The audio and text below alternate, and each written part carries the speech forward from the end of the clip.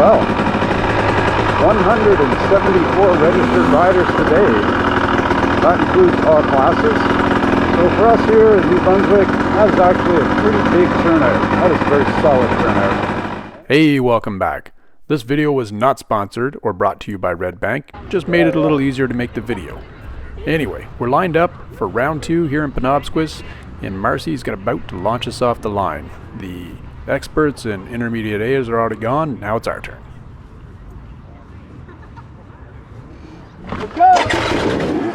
And we're off. And what a start it is. Look at that. Looks like I'm going to pull third going down into the woods. But don't worry, just like probably when the first time you had sex and you didn't know what to do about that, I don't know what to do about this. And it's not going to last very long, probably like the first time you had sex. But for however short and sweet it is, I'm going to enjoy this. And for those with the discerning eye, you'll notice I'm on the XC. This is the inaugural race for this bike. It's got about 6 hours on the clock, and that kind of shows because me and the bike haven't bonded 100% yet, but we're going to get there, and I think we'll get there pretty quickly. I've come out of the gate pretty hot. I'm not going to be able to sustain this. Fitness isn't where I want it to be, but you know what? Work is pretty draining for this last little while.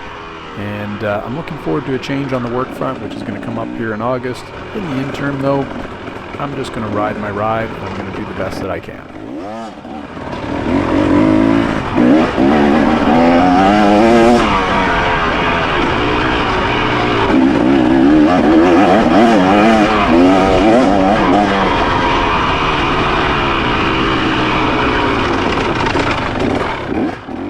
Okay, there's an example of me still trying to get used to this bike. A little too much brake pressure there, and I locked up the back end, which put me out of line for the corner that I wanted to get on. But that's okay, we'll figure it out. The bike is pretty familiar out of the box. It feels like my other bike. It's a lot livelier, even in the white map, which is what I ride for this entire race. I think if I had used the green map, it would have worn me out faster. It's a lot. It's spicy.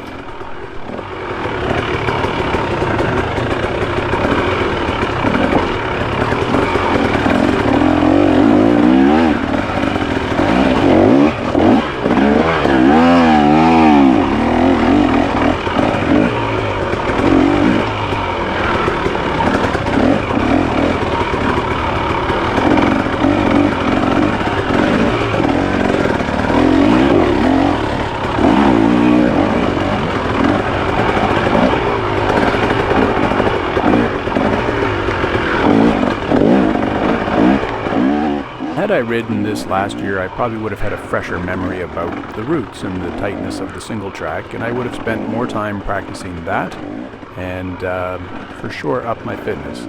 This is a great track, and it's a fast track. It's a lot of fun for those reasons, but for those same reasons, it can also wear you out pretty quickly.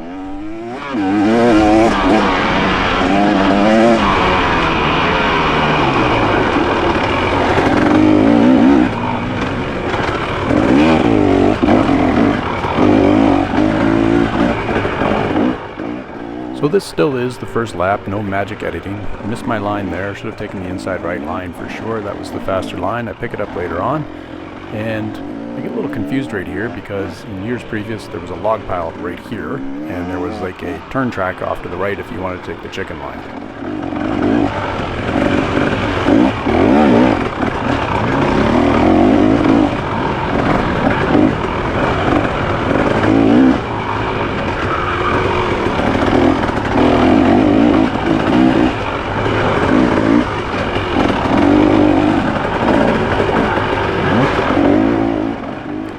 So about this time is where I should be warmed up and picking up the pace and getting my groove on. That's not the case. I'm just running out of air, and I gotta let the first bike of many go by me. So here goes Colin going by me on bike 414, and Colin actually takes 5th overall for our group. And if you noticed, the lens on my camera changed slightly just as Colin went by.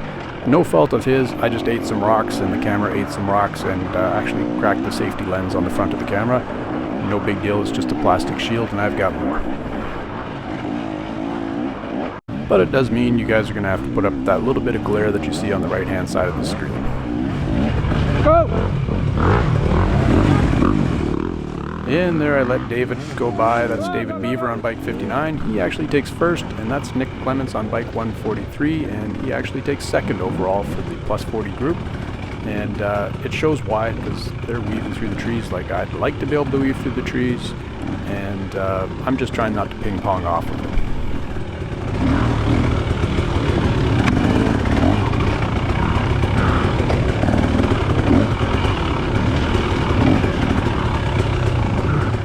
And now I'm really sucking wind, and I'm really sucking. I don't know what it is about roots, but they get in my head, and it's probably because the front end does tend to dance around quite a bit. You got to keep it light, and because I'm sitting down because I'm tired, the front end is not staying light. So as an after-action kind of review, a point to sustain is don't hit the trees, and a point to improve is stand up.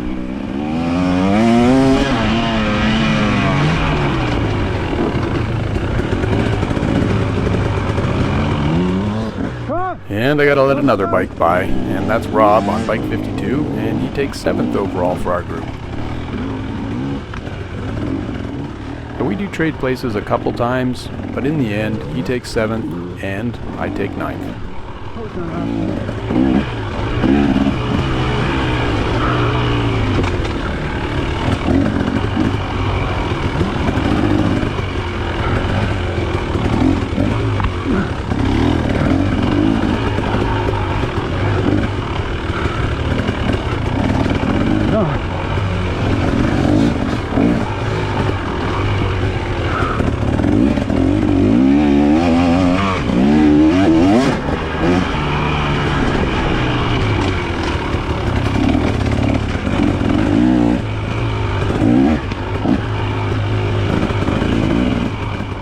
Here's another one where I pick a bad line. The line was to the left, straight through between those trees. And going right just made you have to manipulate the handlebars a lot more, which made you grip a bit more, which tired your hands out a bit more. It's all those little things that you need to focus on, picking good lines to save energy, to save time, so you're not having to go an extra 5 feet on every corner.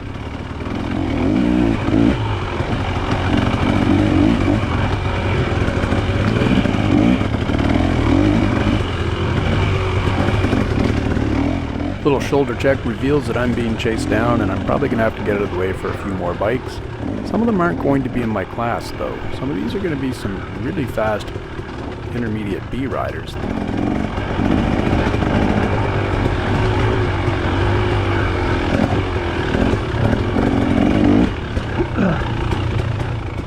So like I said, Rob and I trade places. He gives me the thumbs up, let me know he's okay and I don't need to stop, so I don't, and I keep moving.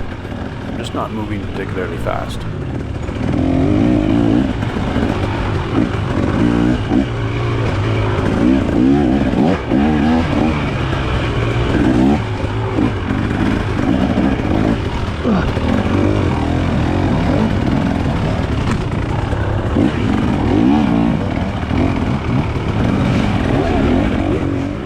So I think this is Trevor on bike 121 on the side plate, but I think the front number plate's 120 for the New Brunswick Race Series. Might be a duplicate number here, so he may have altered his, because I think he runs out of Nova Scotia. Sadly for me, he's also in my class, so I give up another position.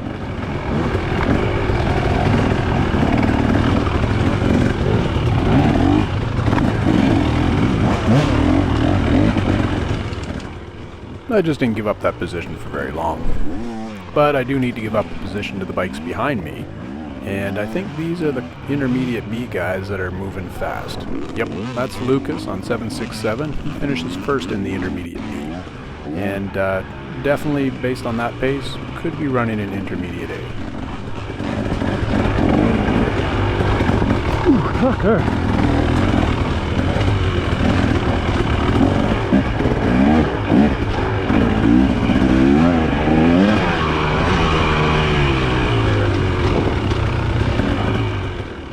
I'm watching the video and I'm wondering, why am I going slow?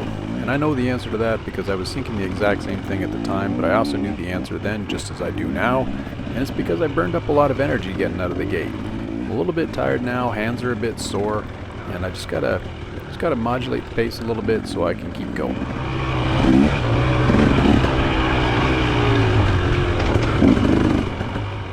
I'm not alone in any of this in terms of sore hands and just trying to catch my breath after that quick start.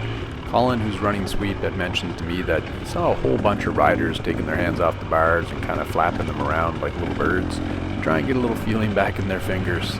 This was a rough course.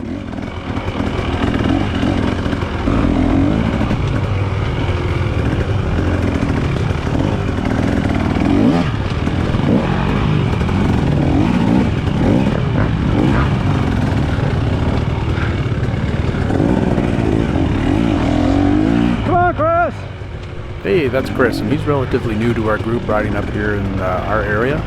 And Chris hasn't been on a bike for quite some time. He just recently bought that bike, bought it this year, and he used to ride quite a bit of motocross. And that really shows, because he really can turn up the speed for short bursts right now until he gets his bike fitness, but once he does, he's going to be pretty quick.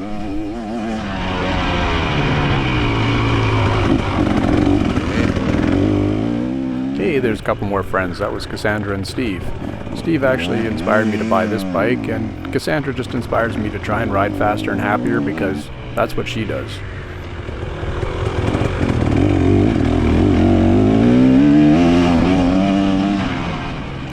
If you caught that blue uniform on the right hand side of the screen just entering the grass track, that's Chris Graham. And if you remember in past videos, if you actually watch all my videos, I mentioned that Chris was coming racing and that if he moved into either intermediate when I was still in it or plus 40, which he's done now, he would be a contender for me and he would push me to ride harder because he has more endurance. I think he's just fitter than I am and willing to maybe push a little harder than I do. So I need to take some inspiration from that. Throughout this race, we trade places probably 3 or 4 times. I get them in the end, but it's not by much. So we're going to have some good races coming up here, and it's going to be a lot of fun to race with my friend.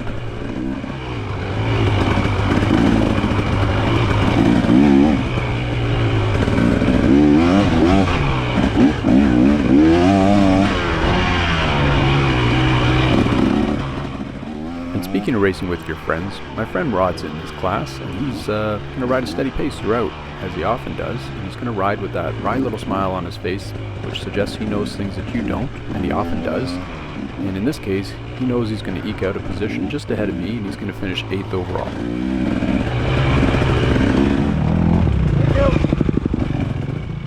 And I ease over for Blake on bike 144, who's riding an intermediate B, and he comes in 4th overall, so he's laying down a good pace as well. And on top of that, he's a gentleman racer and says thank you as he goes by, which is something that I'm still forgetting to do on those off chances and those rare moments when I do pass somebody. So I've got a solution for that. Here's my fix.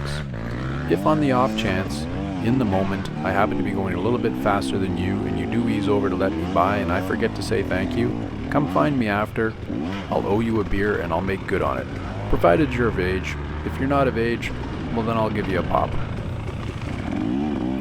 And to cover my bases for the age-appropriate drink, that doesn't mean, Ray, that you pass me and pull over, then pass me again and pull over, and then pass me again and pull over. You're still only going to get 1 drink. And that's just a little joke at Ray. Ray wouldn't do that. He's going to be too far ahead to slow down that much. He's actually leading the intermediate class, and him and Nick will for sure probably move on to expert class next year.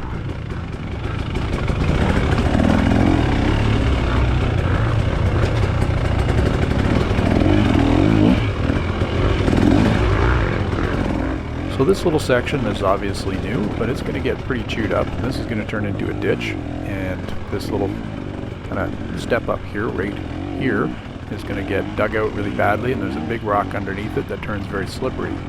So it's going to be a bottleneck for riders later on, and I think I'll throw it in there for the highlight reel.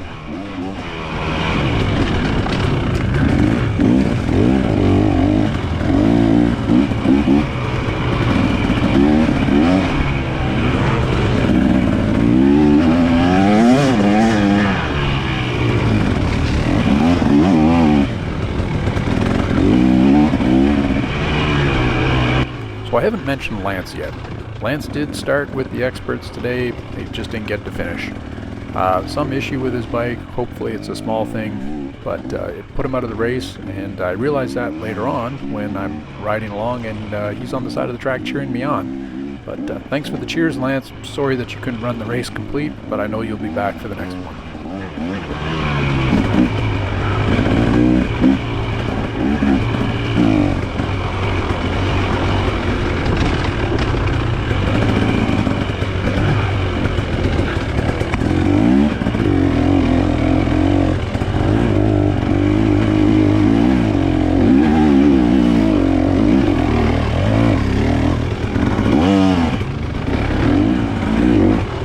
Around this corner is a nice long straight, and it's really whooped out, and I don't have the energy to just send it, so I'm going to let two more bikes go by. In fact, well, it's only one really, and that's Trevor, who's in my class, but we've been trading places quite a bit. Kirsten's the other rider on the bike that's following Trevor, and I think he's riding intermediate B and doing a great job of it.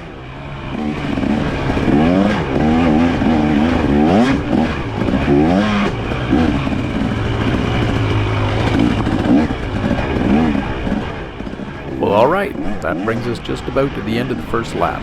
I did edit this video down. I like to keep them under 15 minutes if I can, though sometimes for the race ed videos that's just not possible because I'm not fast enough, so you guys end up having to click through this or suffer through the entire thing or click away as you wish. I will do a separate video which will have some of the outros, which will be shorter and maybe a bit snappier for those that have short attention spans, so stay tuned for that.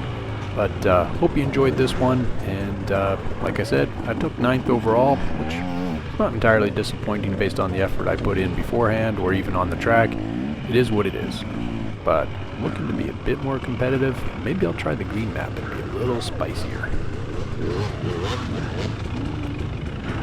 Oh, and one more thing. Don't do what I'm about to do. In this race, you're supposed to ride up to the yellow flag, pause, and then get waved through. In my mind, I thought I would just ride beside the flag, which put me close to timing and scoring. Sorry, ladies, gents.